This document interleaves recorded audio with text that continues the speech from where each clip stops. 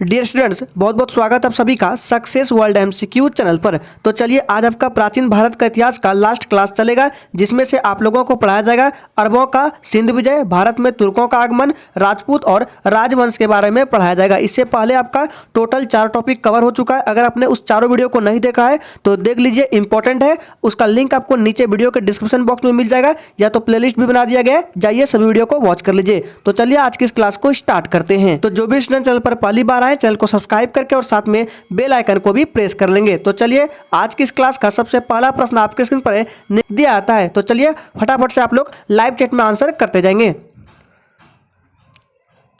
चलिए आपका टाइम खत्म होता है। तो एक का राइट आंसर जो भी बच्चे लाइव चैट में ऑप्शन डी को दे रहे हैं, बिल्कुल सही जवाब हो जाएगा। धर्मपाल ने विक्रमादित्य विश्वविद्यालय की स्थापना की, ऑप्शन डी बिल्कुल सही जवाब हो जाएगा। और इसकी स्थापना 775 से 800 ईस्वी के बीच हुई, ये भी ध्यान में रखना है। और ये विक्रमादित्य विश्वविद्यालय ये बिहार के भागलपुर जिला में स्थित है। चलिए इसी के साथ आगे बढ़ते हैं। दूसरा प्रश्न आपके स्क्रीन पर है, निम्नलिखित में से क्या अजंता गुफाओं के संबंध में सही नहीं है? चलिए दूसरे के लिए आंसर करेंगे, सोच समझ कर आंसर कीजिएगा। चलिए आपका टाइम खत्म होता है। तो दूसरे का राइट आंसर जो भी बच्चे लाइव चैट में ऑप्शन सी को दे रहे हैं, बिल्कुल सही जवाब हो जाएगा। वे प्राचीन भारत में प्रयुक्त तकनीकों को दर्शाती है। ये क्या है? सही नहीं है। ऑप्शन सी बिल्कुल राइट आंसर हो जाएगा। और ध्यान दीजिएगा, अजंता की गुफाओं की खोज किसने की थी, ये भी पूछा जाता है। तो याद रखिएगा, अजंता गुफाओं की खोज जेम्स अलेक्जेंडर ने 1624 ईस्वी में की थी। इस डेट को भी याद रखना इंपॉर्टेंट है। चलिए इसी के साथ आगे बढ़ते हैं। आगे बढ़ने से पहले अगर आपने अभी तक सेशन को लाइक नहीं किया तो सभी लोग दिल से एक बार सेशन को लाइक कर देंगे। तो तीसरा प्रश्न आपके स्क्रीन पर है, मूलतः चचनामा किस भाषा में लिखा गया था? चलिए तीसरे के लिए आंसर करेंगे।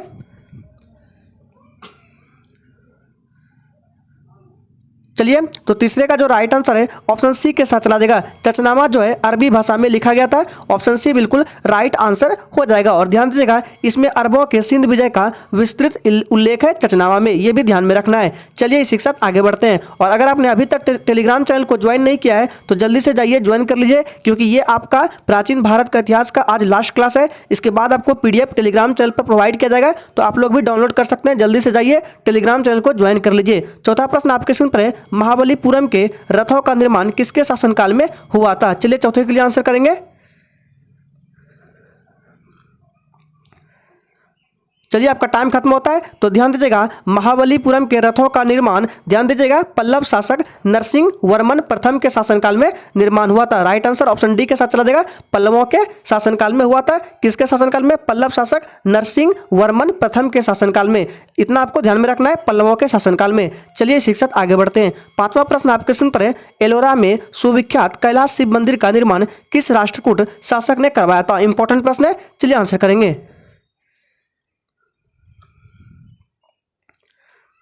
चलिए तो इसका जो राइट आंसर है 5 का ऑप्शन चला देगा सी के साथ, कृष्ण प्रथम। याद रखिएगा, ऑप्शन सी बिल्कुल राइट आंसर हो जाएगा, ये भी ध्यान में रखना है। और याद रखिएगा, ये जो मंदिर है ये महाराष्ट्र के औरंगाबाद जिले में वेरुल नामक स्थान पर स्थित है, ये ध्यान में रखना है। चलिए शिक्षक आगे बढ़ते हैं। छठा प्रश्न आपके स्क्रीन पर है, महाबलीपुरम की स्थापना किसने की थी? चलिए फटाफट से 6 के लिए आंसर करेंगे।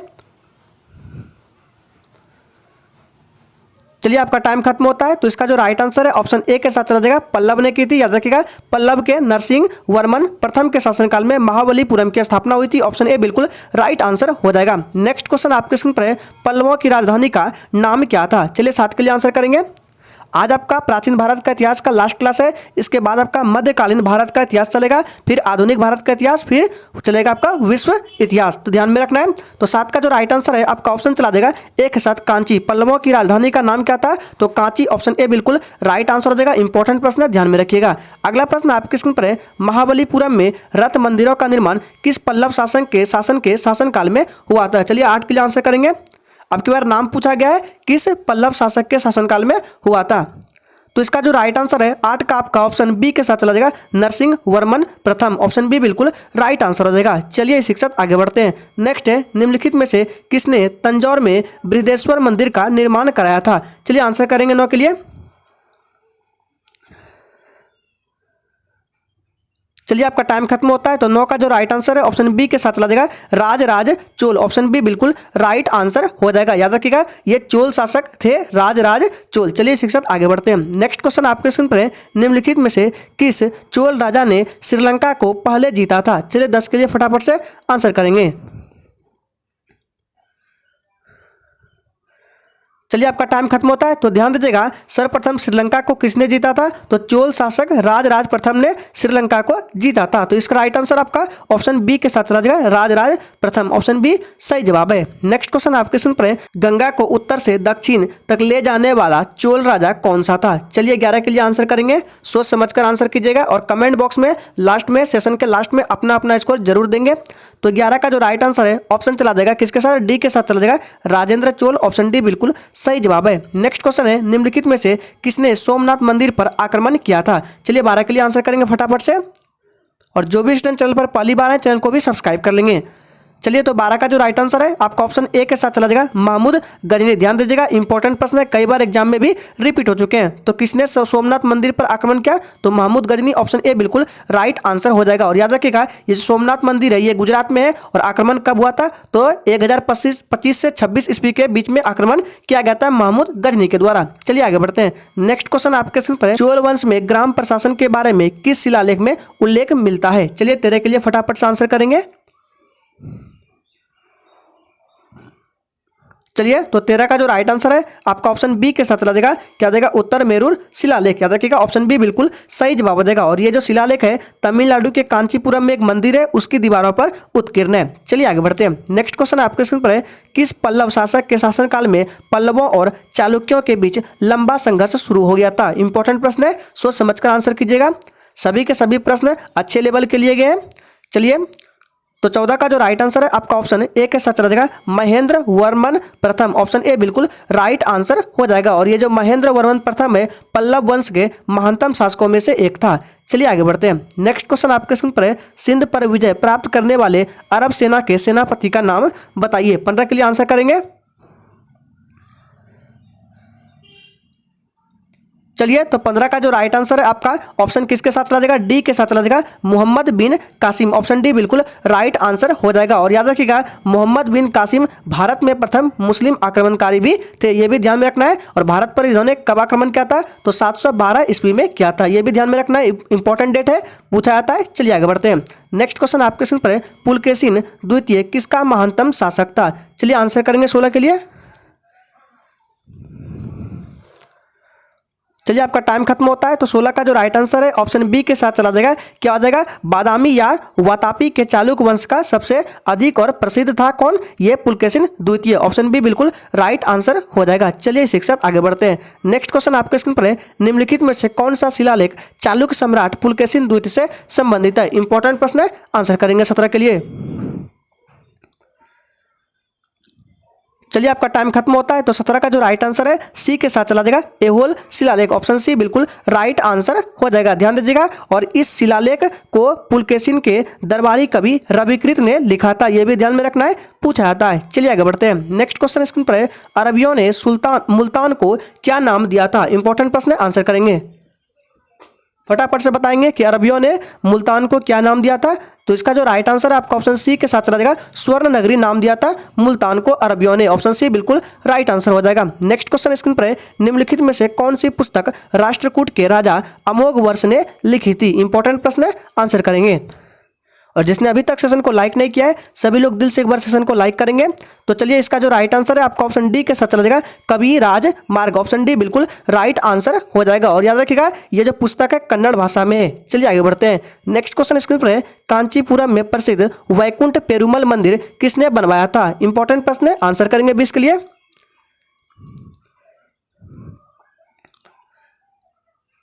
चलिए तो इसका जो राइट आंसर है ऑप्शन सी के साथ चला जाएगा, नंदी वर्मन द्वितीय ने, ऑप्शन सी बिल्कुल राइट आंसर हो जाएगा। नेक्स्ट क्वेश्चन स्क्रीन पर है, भारत पर सबसे पहले आक्रमण करने वाले कौन थे। यह प्रश्न कई बार एग्जामों में रिपीट हो चुका है। चलिए आंसर करेंगे किसके लिए।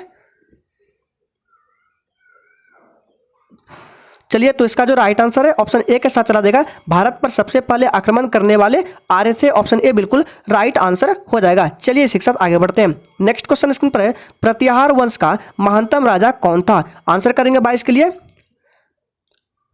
और अगर आपने सेशन पर क्लिक किया है तो सेशन को पूरा देखिएगा, बीच से स्किप करके मत जाइएगा।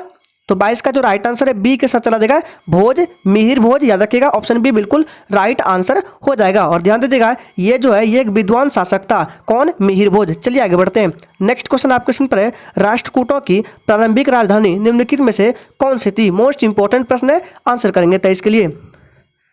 सारे के सारे प्रश्न सिलेक्टेड और अच्छे लेवल के लिए गए, इसलिए सेशन में लास्ट तक बने रहिएगा। तो 23 का जो राइट आंसर है आपका ऑप्शन बी के साथ चला जाएगा, क्या हो जाएगा, एलोरा। ऑप्शन बी बिल्कुल राइट आंसर हो जाएगा। राष्ट्रकूटों की प्रारंभिक राजधानी कहाँ थी? तो एलोरा, ऑप्शन बी बिल्कुल राइट आंसर हो जाएगा। और राष्ट्रकूट वंश के संस्थापक अगर पूछे, ये भी पूछा जाता है कि राष्ट्रकूट वंश के संस्थापक कौन थे? तो दंती दुर्ग थे, ये ध्यान में रखना है। नेक्स्ट क्वेश्चन स्क्रीन पर है, भारत के किस क्षेत्र में कामरूप एक प्राचीन नाम है? आंसर करेंगे 24 के लिए।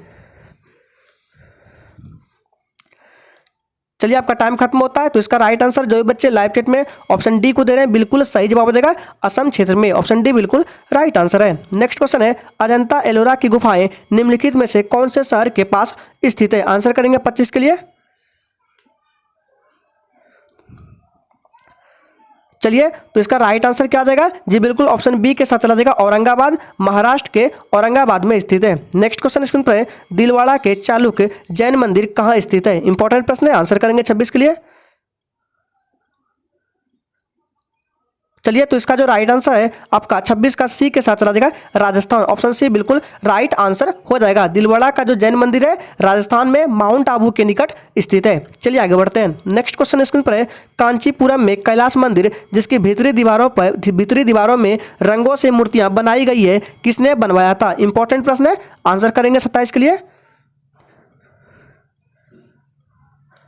चलिए तो इसका जो राइट आंसर है 27 का ऑप्शन बी के साथ चला जाएगा, क्या जाएगा, नरसिंह वर्मन। ऑप्शन बी बिल्कुल राइट आंसर हो जाएगा। और याद रखिएगा ये मंदिर जो है तमिलनाडु के कांचीपुरम की एक पश्चिमी सीमा में एक नदी है, उस नदी का नाम है वेगवती नदी, इसी नदी के तट पर यह स्थित है ये मंदिर। चलिए आगे बढ़ते हैं। नेक्स्ट क्वेश्चन स्क्रीन पर है, पल्लव राजवंश ने अपनी राजधानी कहाँ बनाई? आंसर करेंगे 28 के लिए।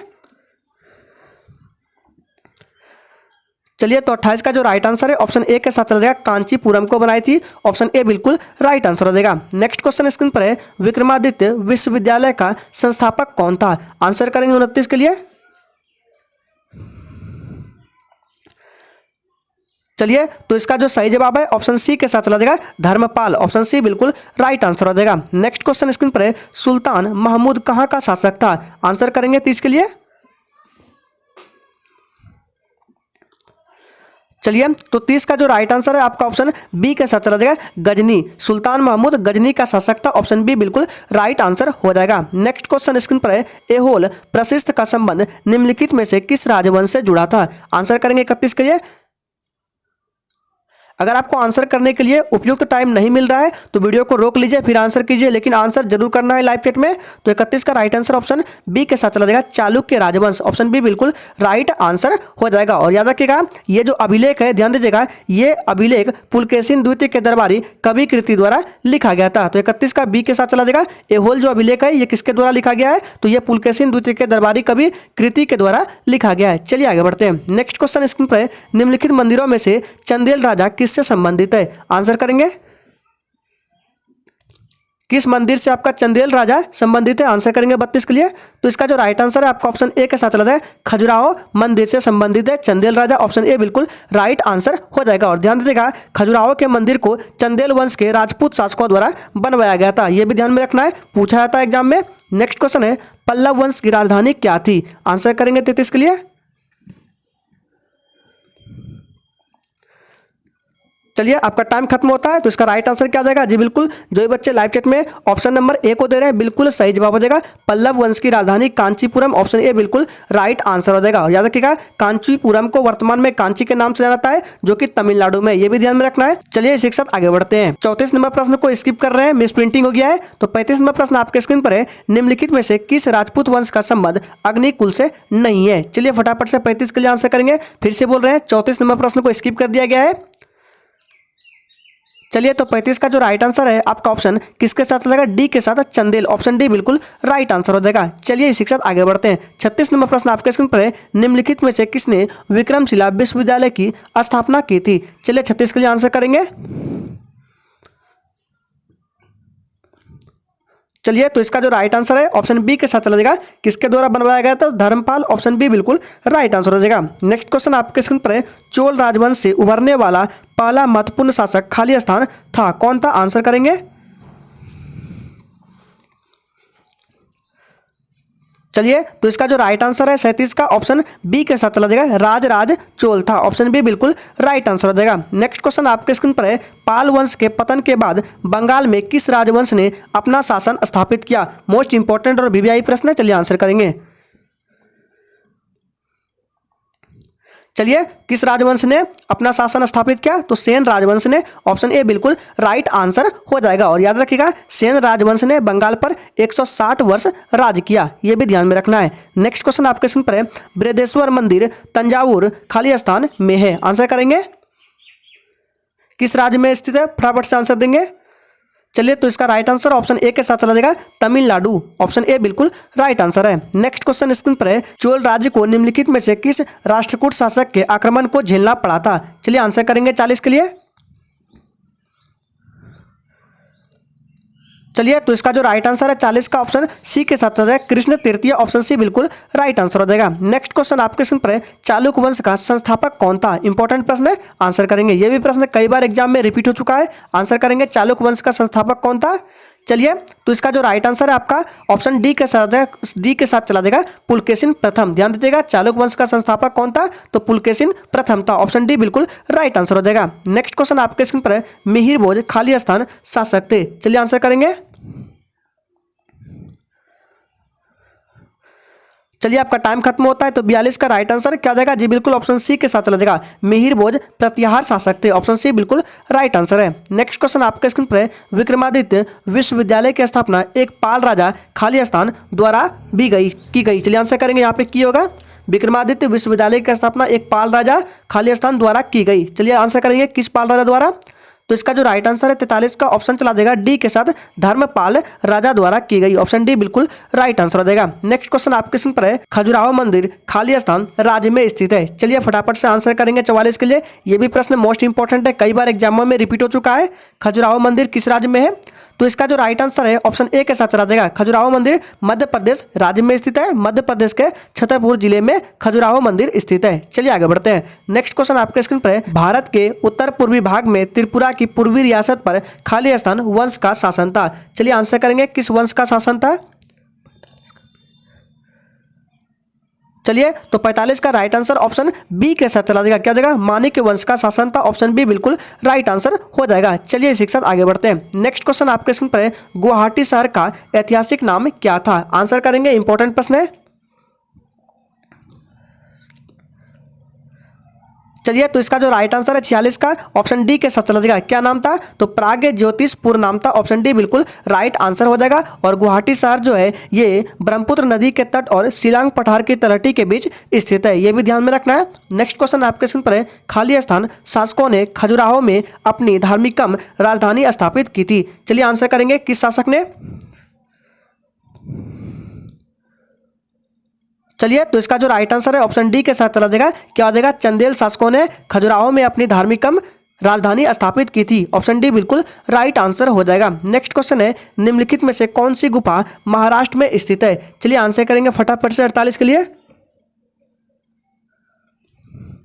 चलिए, तो इसका राइट आंसर ऑप्शन सी के साथ चला जाएगा, Ellora. Option C right answer है। नेक्स्ट क्वेश्चन आपके स्क्रीन पर है, विक्रमादित्य विश्वविद्यालय की स्थापना खाली स्थान ने की थी। चलिए आंसर करेंगे, यह प्रश्न रिपीट हो चुका है, इसका राइट आंसर ऑप्शन बी के साथ चला जाएगा, धर्मपाल। नेक्स्ट क्वेश्चन आपके स्क्रीन पर है, निम्नलिखित में से कौन सा मंदिर राष्ट्रकूट वंश द्वारा निर्मित है। चलिए 50 के लिए आंसर करेंगे, कौन सा मंदिर है जो राष्ट्रकूट वंश द्वारा निर्मित है।